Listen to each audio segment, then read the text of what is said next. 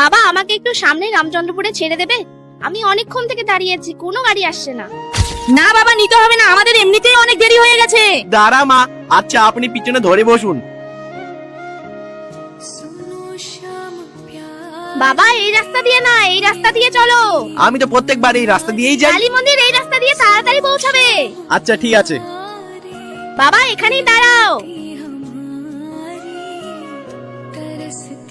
বাবা দেখলে, আমাদের গাড়িতেই চড়ে আসলো, কিন্তু একবার ধন্যবাদ টুকুও জানালো না।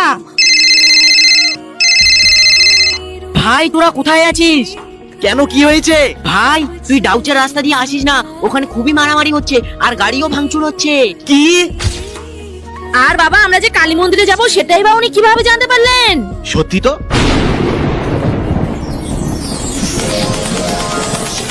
জয় মা কালী।